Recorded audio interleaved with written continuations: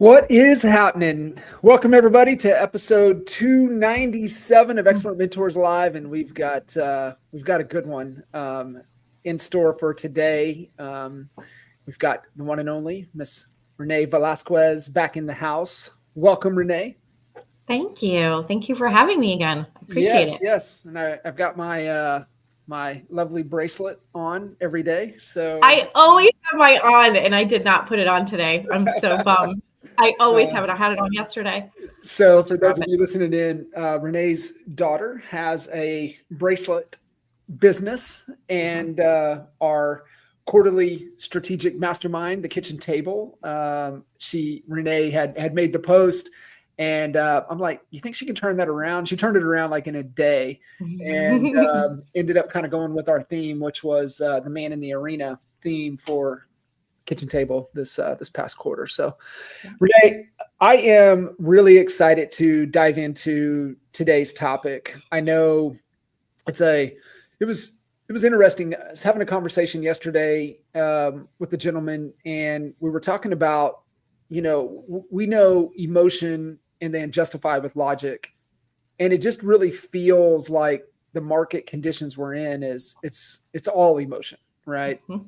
And you take it even a step further on the emotional scale of the topic that we're going to dive into today, and, really navigating the real estate terrain with families in transition. I know what you've gone through the last couple of years, what we went through with my dad a couple of years ago. And I was just super grateful and super fortunate to have a sister that lived close to my dad, lived close to his house, her amazing husband, and her that really took the reins and navigated everything. I mean, we were fortunate enough. There was some stuff that was navigated prior to, losing my dad, but then being able for her to really step in after the fact, and instead of just letting it sit there. And I've seen the opposite side of things with a close family friend that lost his mom, and he lived in Dallas, and her home was in Lawton. And it stayed that way for 15, 20 years, still had the Christmas trees up. And he just couldn't deal with it. And so, it is so emotional. And, working with you to navigate through this, but also to really what you're really good at, that you really understand the ins and outs of this better than anybody I've seen. And like, you're educating me on certain things and surprising me with things that I'm like, wow, I didn't even think about that. And a lot of people don't, right? I think it's one of the things, and just from my observation, is that nobody wants to deal with it at all. So I'm really excited for you to jump in, because this is super important for us to all understand with parents, or even ourselves, to setting it up for, what happens when it is time, for the transition. Yeah. And that's kind of where this all stemmed from. For the last almost 4 years, me and my family, my siblings, there's 5 of us, have been taking care of our aging parents. And they were managing fine until they're not, right? And when you start seeing those signs that they're not managing things very well, you've got to intervene. And that's not easy to do, to have those types of conversations, which is why this is so important right now. I mean, the reality of it is we have a very large aging populace. I'm in Northeast Ohio. And the demographics here, we just have a very large aging populace in our state. And this kind of information is needed. And I kind of fell into it organically because I was taking care of my mom and dad. Now I'm 49 years old. This is something that everybody I went to school with is dealing with. Like, we're just at that age where we have parents that are getting up in years, and they may not necessarily be able to take care of or manage the family home anymore. They may need to go into different types of housing, and nobody knows where to start. And those, if you were in a family that was that took the time to kind of plan some of these things out, great. That's wonderful. But so many families don't. because it's taboo. If anyone out there is like my dad never wanted to talk about this stuff because he felt like he was inviting it into his world. He's like, nope, I'm just going to push it off until, I can't push it off anymore. And I get that. So he did have some things in place, but not everything was taken care of. And for the last 4 years, my siblings have been taking care of them. And we lost both of them. I lost my dad in 2023 and lost my mom in March of this year. And each one of those phases has presented, different difficulties and different mountains that we had to climb to get through it. And because of my age and because of the business that is around me, I've been having to navigate these waters, not only personally, but with a lot of clients. And it really starts with who are we helping? There's generally about three different types of people we're helping. We have the aging individual themselves, that they want to get things set up so that they're not leaving a mess for their children or their loved ones. So I have people reaching out to me saying, hey, Renee, we really need to think about right sizing. We don't like to call it downsizing. I like to call it right sizing. And that right sizing may include, going to a ranch home. Here in Northeast Ohio, it's not land and ranch. A ranch home is one floor living. So that's what we talk about. That was a learning curve for me. It's like, what? Where's the ranch? Right. Being from Oklahoma and Texas, you only call ranch homes when they're on. Exactly.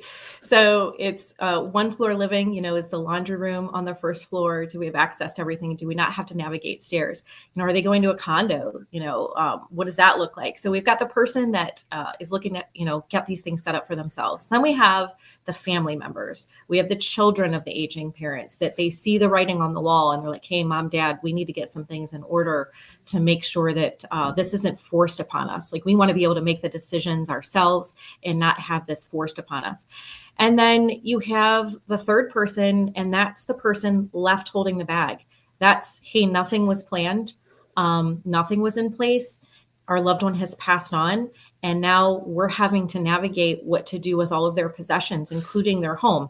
And that person left to have to deal with it after someone's passed. You've got three people within that subset of individuals. And that's the brokenhearted, the one that's really grieving and does not want to deal with it. So your friend that 20 years, basically something sat there isolated in time because they just didn't feel comfortable addressing it.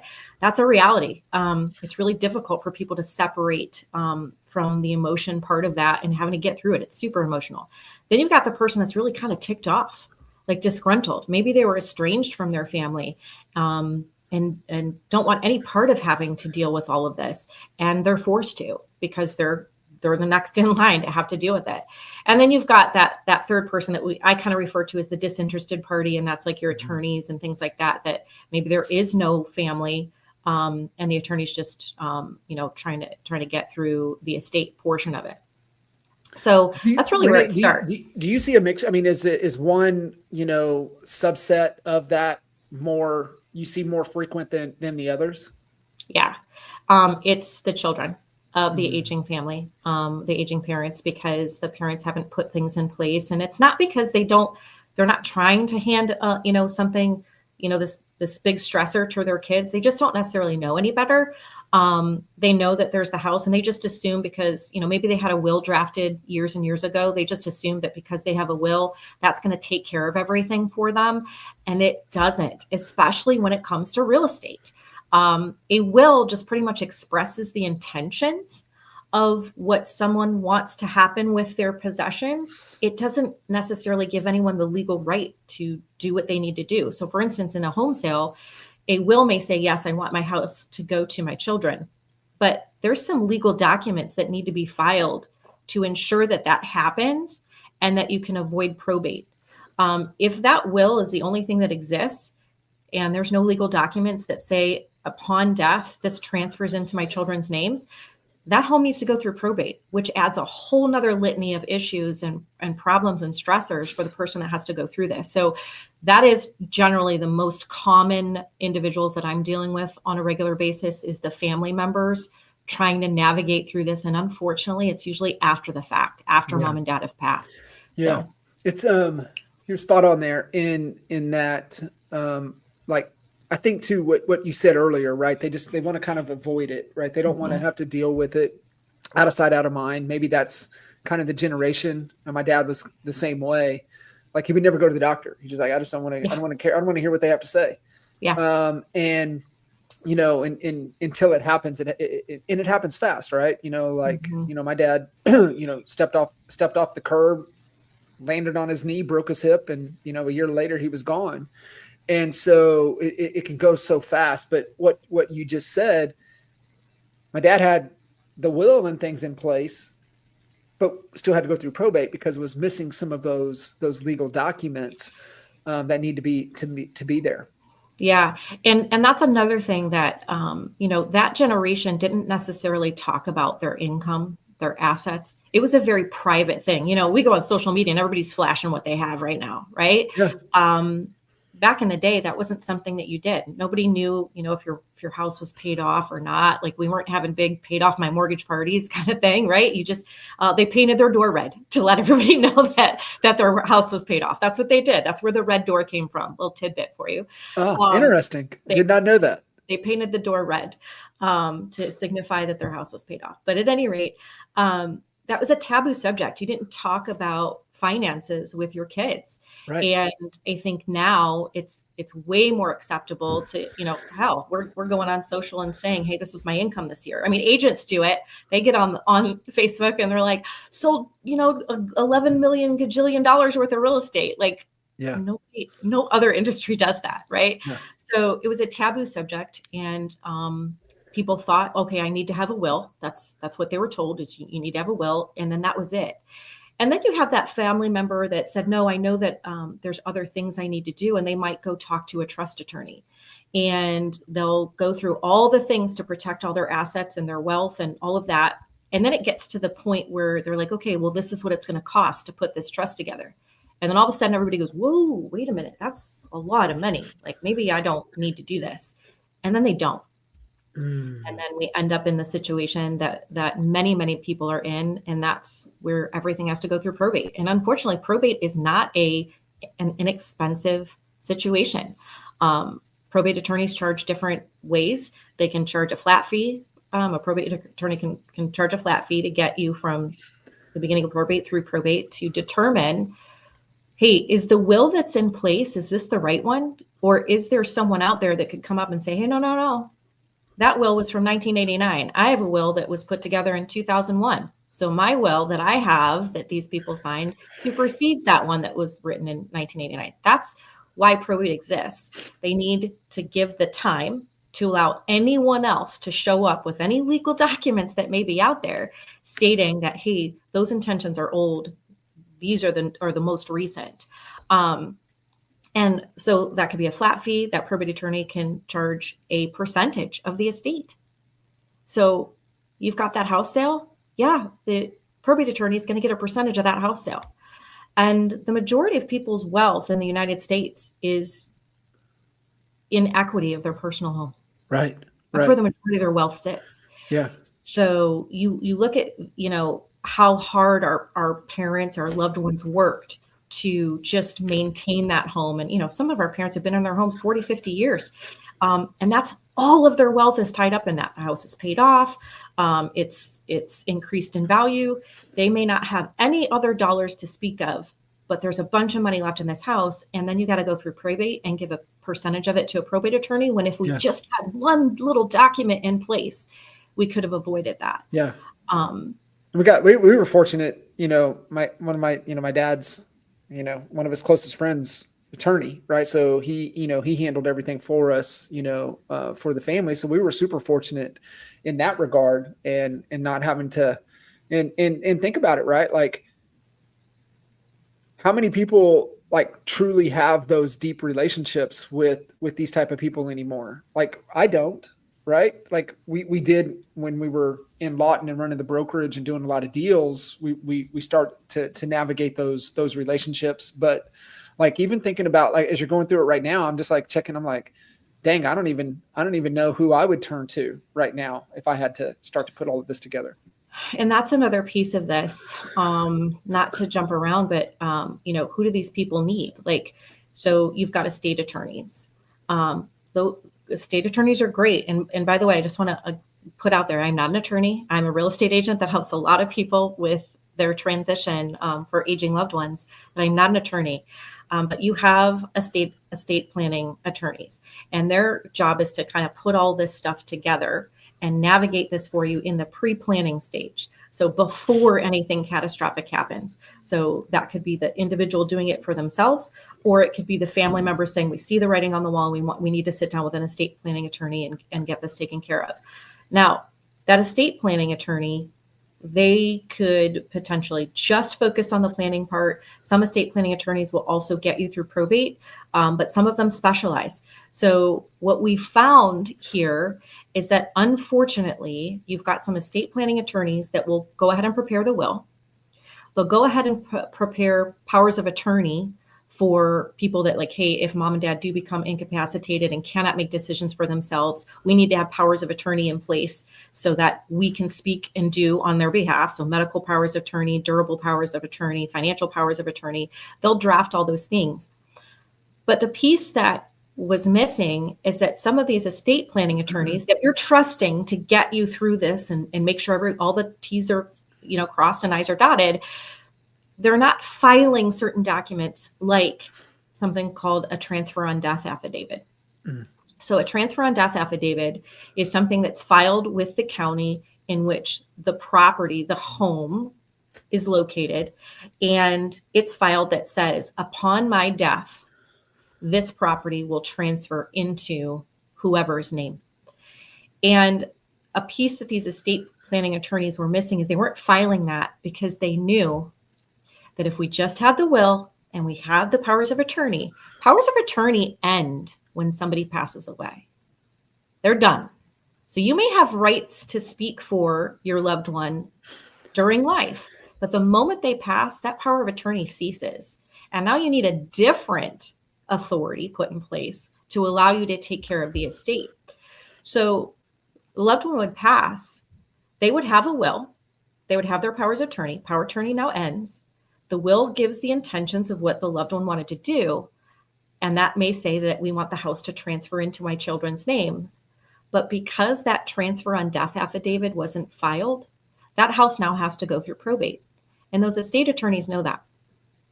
And that's an insulation for them to get paid to go through probate.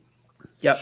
And I'm not calling the attorneys out here dishonest. That's not what my goal here is. My goal is business. It's a business. Yeah, it's just like you go to the dentist, all right? They've got a business model to where they try to upsell you on every dang thing. Yes. And they will, when a loved one dies, you need that will. You need that copy of that will to do a lot of the things that you're going to need to do. And those attorneys know, and they'll hold on to the original will. They'll give you a copy, but they'll hold on to the original. And when you need the original, you're forced to go back to that same attorney. And then the reality of it is many of these attorneys are leaving the business. They're retiring as well. They're aging out. So you may have a loved one that sets something up with an estate attorney. They have a will in place. They have all this in place. You have to go back to that attorney to get the original will, only to find out that attorney is no longer practicing. How do you find them? They may have retired and moved to Florida or moved to Belize, wherever, and you're stuck having to track down. And there's no to my knowledge, there's no obligation of that attorney to call every single client they've ever done business with or created a will for and say, hey, by the way, I'm retiring, right? There's no obligation there. So we find these people stuck. So we have estate planning attorneys. We have trust attorneys, which I kind of touched upon. Their whole job is to create trust, revocable trust, living trust, things like that, to protect the wealth of the individual and their assets. And then we have the probate attorney. The probate attorney comes in play after someone has passed. And I don't want anybody to have to need a probate attorney. Right. If we plan all these things up front, hopefully we won't need to go through that route, because probate can take 6+ months to get through. So now you have a home sitting there, not by choice, but by necessity, it's sitting there. You still have running bills. So is there money in the estate to pay for the electric? Here in Northeast Ohio, we get rainy seasons. We have water tables in our ground that require our properties to have sump pumps in them to push water away from the foundation. Well, if the electricity isn't being maintained on a house, and we have a storm and there's high water and the sump pump isn't working, guess what? The basement's flooding. Yep. So now I have an asset that now has water in the basement, and now I have to get all that out. It's just this snowball effect of depreciating value in these homes, where if we just had a few key pieces in place, we could avoid all that and really transfer the wealth the way the individual maybe wanted to their loved ones. Or even for their ongoing care. We have situations where people end up having to go to memory care and don't have the mental capacity to deal with any of those things. We don't have anything in place. Mom or dad's in memory care. They can't tell you those things. You don't even have access to the accounts to make these payments. And next thing you know, the electricity's turned off, and now we have a house with water in the basement. You want to talk about adding pressures to an individual. Caretakers taking care of loved ones, and that's another reason why some people don't address these things, is because they're so busy actually taking care of the loved one. There's no time for them to address these things. You're trying to make sure that this person eats every day and that they've got their medication taken and that they're not escaping the house and all of these things. So the last thing on your mind is, hey, do I have a power of attorney to go to get money for mom's medications to purchase that? Like, it's just doesn't. And sometimes it's hard to even, bridge and bring up that conversation, right? To have that conversation about how things need to kind of go and go in place. And, I just remember, my sister just giving a heads up, like, hey, we need to do these things like 100%. And it's just like, who's doing it, right? Some rock, paper, scissors, who's going to, to win, to have that conversation. And so, it could be really uncomfortable, to have that. Super uncomfortable. So, once we identify who it is that we're helping, is it the person, themselves? Is it the family member, or is it after the fact? And, are we dealing with the brokenhearted, the really ticked off, or the disinterested party? Then we need to look at what's slowing them down. And there are so many things, like what's preventing them from taking action. And that one that you just said, the uncomfy conversation, is a huge reason why it's not getting done, because it starts with a conversation. And I know, having gone through this, things like telling someone they can't drive anymore, that they can't get in their car, that they've been doing since they were 16 years old. They cannot get in the car and drive to the store themselves. You're taking away a freedom, right? That's a really uncomfortable conversation. And we had to go through that several times. And then saying, hey, I'm not pushing you into the grave. That's not what I'm doing here, but we need to figure out what we're going to do when this happens. Finances, what's happening with the house, what's happening with the cars, what's happening with the sentimental pieces, in the house. My dad was a hunter, and he had several mounted deer heads, right? And there's 5 of us, and there was only X amount of deer heads. There wasn't 5 deer heads, right? And of course, you got the family members like, I don't want a deer head, like no way. But then you've got 4 people and there's only 3 deer heads. Like, who gets the deer head? Like, it's so silly, right? But these are all things that need to be addressed, and no one wants to have those conversations. So that's slowing them down. Where's mom and dad going to go? Or where are, if we're the aging individual, where are we going to go? Are we going to go to a ranch home, the 1-floor living? Are we going to go to the condo? Are we going to move in with family? 17% of all real estate transactions being done in the US right now is multi-generational housing. 17%. Those are family members moving in with other family members for one reason or another. It may be kids moving in with parents so they can take care of them. It may be parents moving in with kids so that they can be taken care of. But 17% of the real estate transactions going on in the United States, multi-generational housing. Like, it's happening, guys. Like, we need to be the solution, and give these people some solutions to make this transition easier. And so, are they moving with family? Are they going to independent living? Are they going to assisted living? Are they going to memory care? Are they going to try to age in place? I have people reach out to me all the time and says, look, mom and dad are in a ranch home, but there are certain things that just aren't serving them right now. And we may need, we're not up to full scale care, but it would be great if somebody could just come in once a week and take care of their needs once a week, twice a week, 3 times a week. Where do we go for that? Who does that? How do we fund it? So I have people reaching out to me saying, hey, Renee, we need to tap into that home equity so that we can afford to take care of the care that they need, or we need to hire someone to mow the lawn or whatever it looks like. How do we do that? Reverse mortgages. I'm telling you, I used to have a negative opinion about reverse mortgages. And it's because I just didn't really understand them, and they've come a long way. Reverse mortgages have this negative stigma that it's going to take someone's home away and leave them homeless. That is not the case. There are stops in place to make sure that that doesn't happen. And it is a viable resource for people that their equity is tapped into their home. It can also be used as a vehicle to actually gain wealth. And that's a subject we'll get on another Expert Mentors and we'll talk about that. But reverse mortgages are something that's a tangible thing that you can, give your clients a resource to say, hey, this might make sense for you to do this. Where's all the stuff going to go? That slows them down. Like, okay, great. We're cool. We got this going. We're going to get mom and dad into a smaller home. It's, more manageable. We've got this covered, but we've got 10 pounds of M&Ms that we need to shove into a 5-pound bag. Where does all this go? They don't even know where to start. Do we sell the furniture on Facebook Marketplace? Do we donate it? Do you know how many places that are, we think, oh, well, we'll just donate it. They don't pick up furniture. No. They don't want furniture. Yeah. So it's so difficult and mind-numbing. Do we put it in storage? I had a family that they realized they needed to sell the house. The house had been sitting there for a year.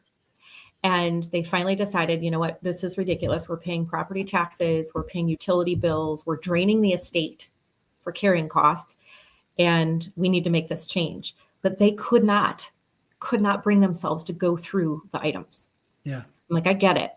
So we hired movers, packed up everything and put it in storage.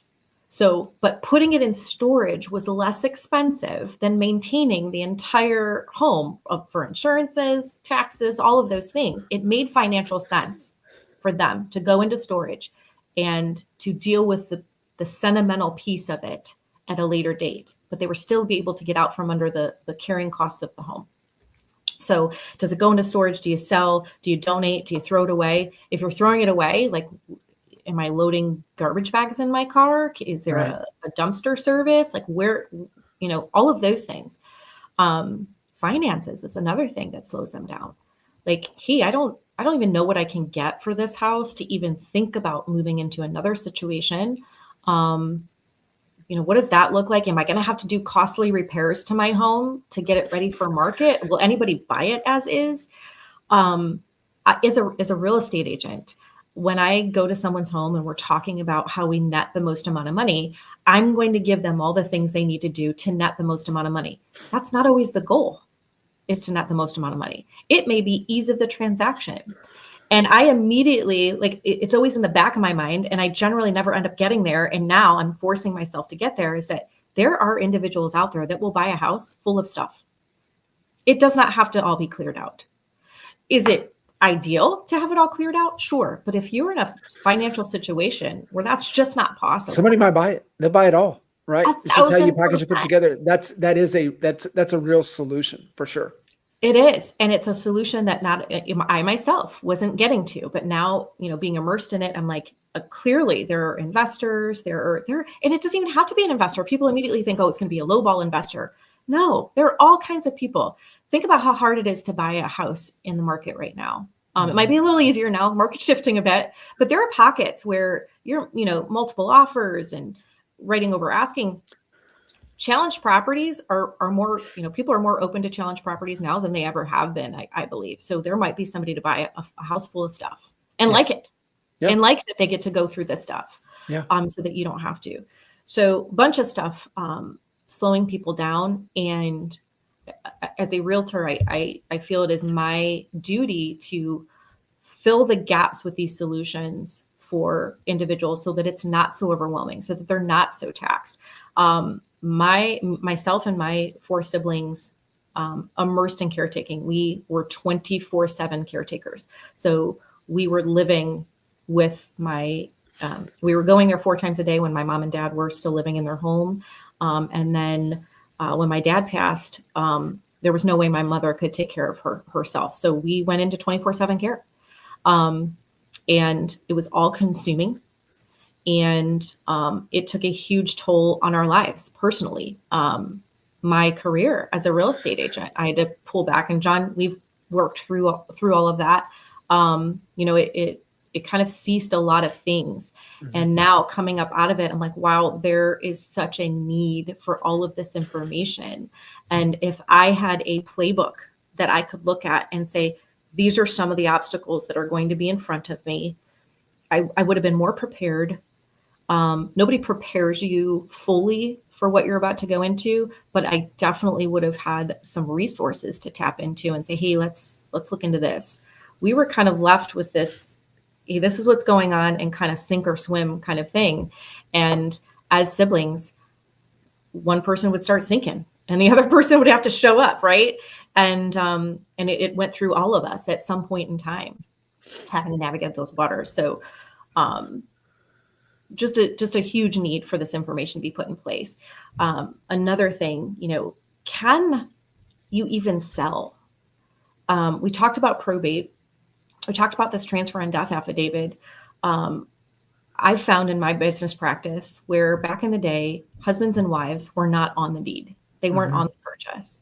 It was typically the mister. It was typically the mister that signed off on the dotted line, and the house was in their names. Because a lot of times it was the mister was the one working. The mister was the one and it was never even thought of to put mom on there. So the unfortunate part is we have situations where dad passes, mom can no longer take care of the home, and mom doesn't have the legal right to sell the house because she's not on the deed. Now, depending on what state you're in, Ohio is a dower state, and we can talk about that later. But at any rate, you have some rights as the spouse. So nobody's going to kick you out of that home. But when it comes time for you needing to sell because the house is just too much for you to manage, the mom didn't have a right to sell, and that house had to go through probate, and a probate court had to give the mother that's lived in that house forever, married to that husband for 60 some odd years, a court had to give her permission to be able to sell that house. And then the court got money for doing that. Yeah. Right. Just miserable. So, do they have the ability to sell? Is there survivorship language in their deed? Is mom and dad both on there? And then what it says, if one passes, the other one has full ownership in that house. Right. And once again, that transfer and death affidavit needs to be filed that says that, and then God forbid, like for us, we lost both of them in a year and a half. So we had survivorship language on the deed for both of my parents. But then if something happened to my mom, there was nothing anywhere that said what was going to happen with the house outside of the will. We had the will, but nothing else. So we got together as a family and said, okay, we need to make sure that this house goes to us if something happens to mom. So we contacted who we needed to contact to. And in this case, it was my title company. And they had an attorney on staff that could handle all of that. And we didn't have to go find, a state attorney and whatnot. And we were able to do that. And sure enough, my mom passed. And now, we are the proud owners of that home. But now we have the legal right to be able to do with what we see fit with that house. We don't have to wait 6 months for a court to tell us what we can do. Right. We also have, situations where family members, you may have a will that says the house goes to X person, but you have a caretaker that took care of the person that passed for 5 years. And the person that the house was willed to had nothing to do with taking care of mom and dad. Now you have strife in the family. Yes. And that's another piece of this, is that if you want to see your family be torn apart, don't do anything I'm talking about. Right. Sit on your hands and don't do anything. You will for sure tear your family apart by not addressing these things. That even the tightest, closest knit families that have never had an issue, never had a bump in the road. You will have an issue. You will. Yeah.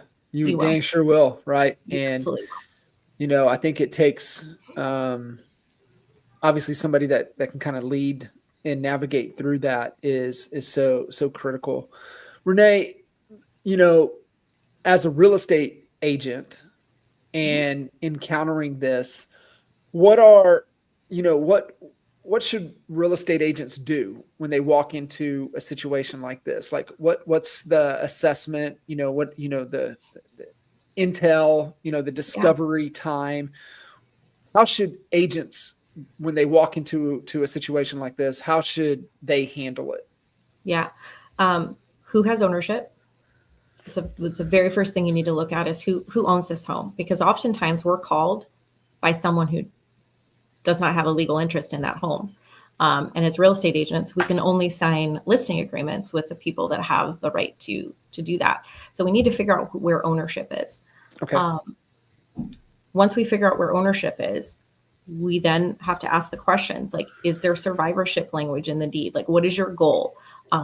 If dad is on, and oftentimes we get those calls when one or the other is kind of at, excuse the term, but at death's door.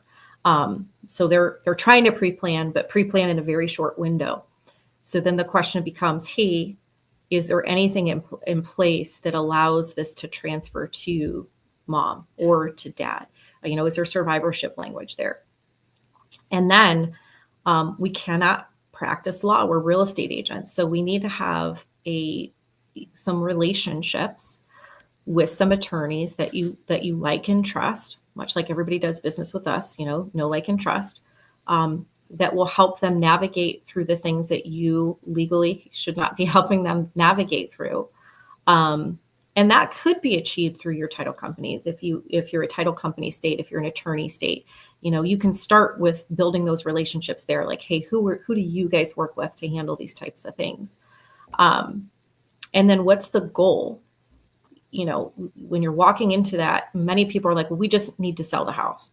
Okay, so do we need to sell the house because we need to extrapolate the most amount of money we can to continue to care for a loved one? Do we need to sell the house as quickly as we can so that the people, the surviving people, still have the ability to do what they're doing? Are we trying to sell the house before the POA goes away? Because then we know we haven't planned everything to, is that the goal? There's so many qualifying questions. And then it's, who's going to be the point person? Is the point person the legal authority? Because that's not always the case. You have somebody who lives out of state that's the legal authority, but the point person lives in state, and you're going to, do we have express permission to deal with that, that person? You need to make sure that you're advising them and you're talking to the correct individuals. Does it need to be a group conversation? Like, hey, like for us, there's 5 of us. We all have a 5th ownership in home. So there's 5 individuals that are going to have 5 different opinions, 5 different, goals. You need to figure out and get a common ground.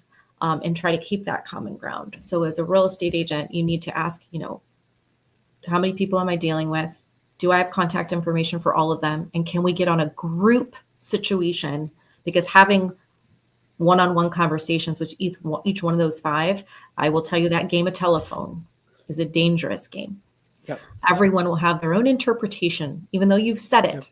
The same way to all 5. They'll all have their own interpretation. What they're dealing with, what their kind of their thought process, the way they're viewing things. It can be interpreted so many different ways, and I think that's super important. And Stace helped. With my dad's house, my sister was the point. However, obviously, we wanted to be in the loop, and so. Stace just included us on everything. And he's like, listen, I'll talk to your sister when I'm talking, but when I need to update, I'm just going to send an email out to everybody. And, we were good. We were all good with that. But, I agree 100%. Right. I love that. Who's the point and who's all involved and how do y'all want to be communicated with? Yes. And then for the person, the one person, because typically it's one, it might be many, but typically there's there's the person with the POA, or there's the person that's the executor of the estate, or there's the person that's the trustee for the estate. You kind of need to be the voice for that person and express, so that it's not just coming from that person, because it might be difficult. You've got a bunch of siblings and you're the one saying, well, I'm the one with the legal authority, so I'm the one that has to sign on the dotted line, so I get final say, right? That might be a difficult thing and may not be taken very, very easily. So as the real estate agent, you need to be, and it's just transparent. It's like, hey, I am perfectly comfortable with this group situation. Just know that, sorry, I just had something pop up. Just know that when it comes down to it with the legal portion of this, I can only have this person signing and this person be communicated with, because you're not parties to the contract. Yeah. Right. So good. So, but you need to put it out there for that person, because that person's going to get beat up. They just are. And you need to be the buffer for them. So it is. And just the amount that is happening out there, there's a term out there and everybody's heard it. And if you haven't, then you will, but it's the silver tsunami, right? I don't like the term. I think it's negative. Some of the people that are in that age group don't like that negative connotation either, but it is real. It is very, very real. And these individuals tend to, we've got families where there's a lot of wealth that's being transferred. And then you've got families where there's nothing. Right. So you've got loved ones that are going to have to come up with their own money to get this across the finish line, which is extremely difficult for some people. They're in this panini generation. This is me. This is you, John, where we still got kids, little ones that we're trying to take care of. We've got aging parents, and we're just being squeezed from both sides. They're still trying to run households. They're still trying to take care of all those things. It is a huge void. It's hugely happening, and there's a void in resources and people being able to tap into the right things. They're just Googling and they're falling into picking the probate attorney out of the Google search. Yeah. Or, And I think too, from an agent perspective, if you don't have the emotional wherewithal to handle this, then find an agent that can. But if you are equipped, you have to like deploy the most amount of empathy that you possibly can, because of the situation they're going through. You're coming in business. Remember, like what we talked about in the beginning, is that like this is an emotional market. This is a whole nother level of emotions. And so being an agent, if you're not equipped to emotionally handle a highly emotional situation, then make sure you refer and find an agent that can. To me, that is like a non-negotiable. You got to be wired. And some people just aren't wired that way, and that's okay. But you have to understand and just like have patience and a lot of empathy.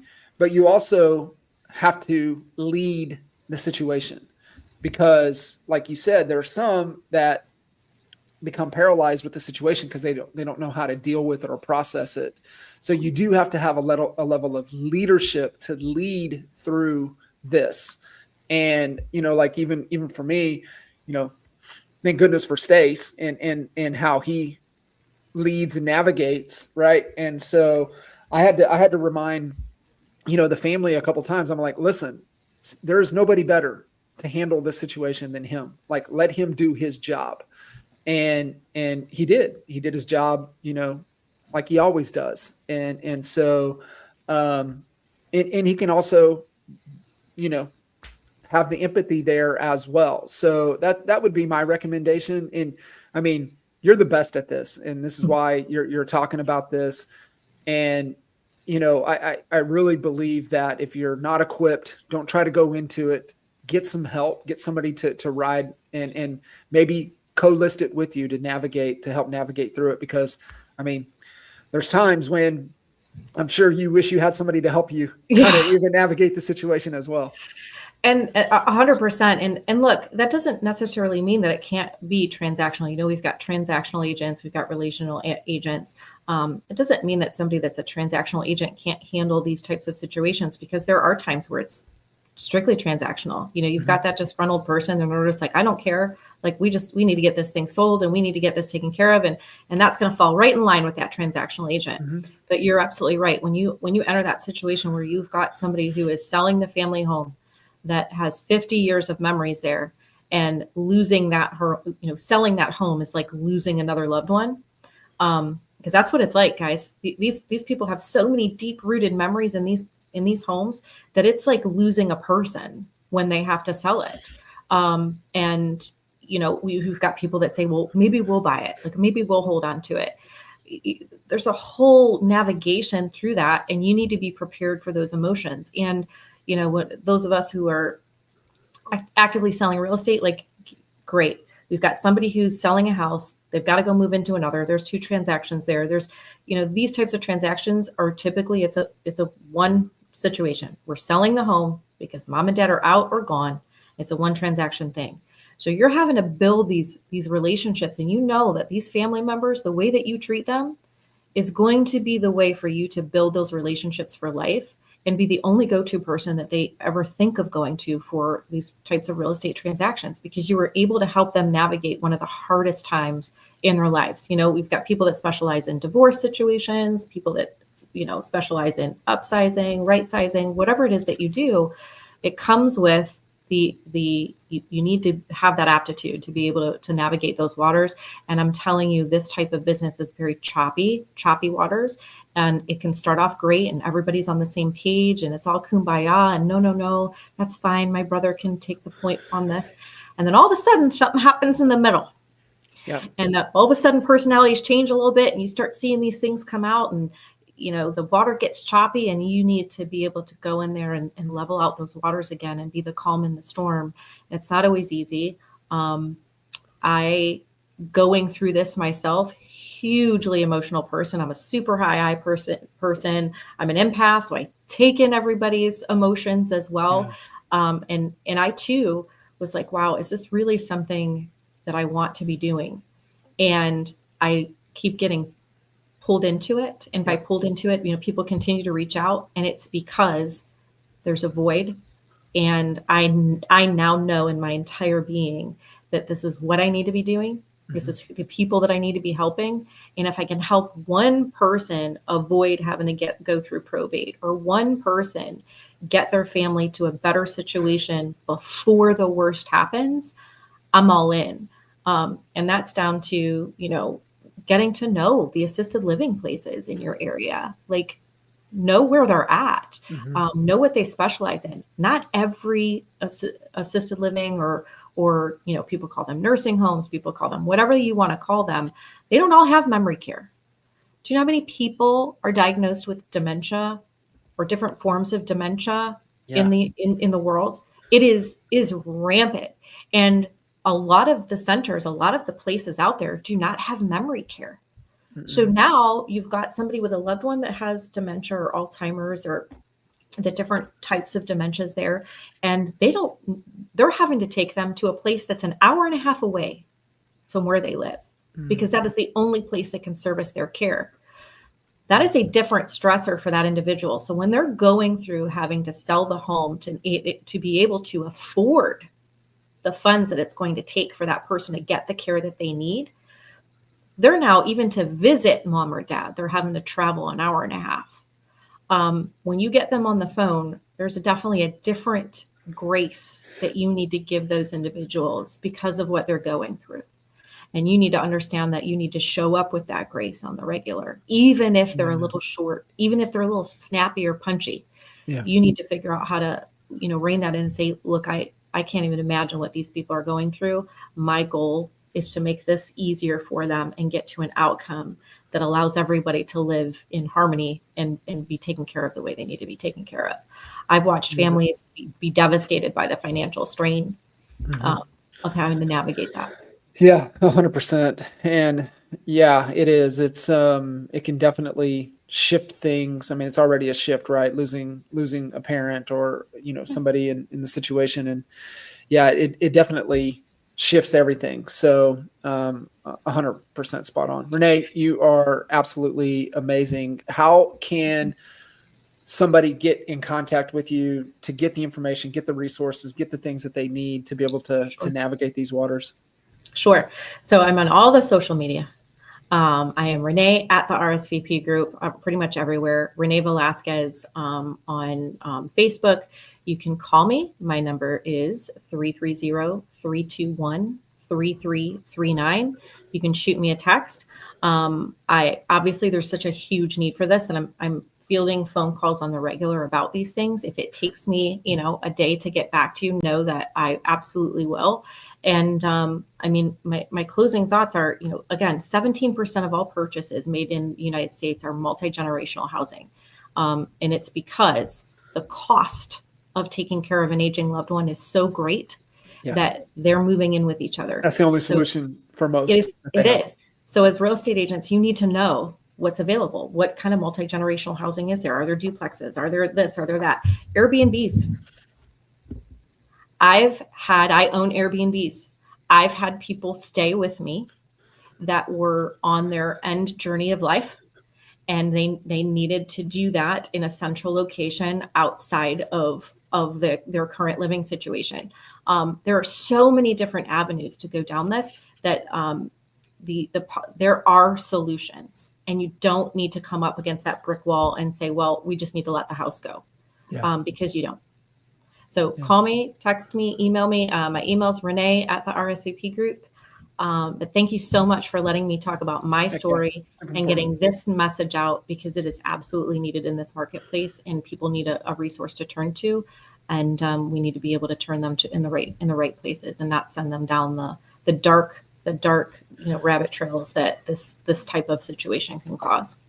Agree 100%. You're amazing. Guys, make sure get connected with Renee, and make sure, because you as a real estate agent, you will deal with this. It is going to happen, and you need to know how to handle it like a true professional. Yep, absolutely. Awesome. Thanks, Thank guys. you. We'll see you.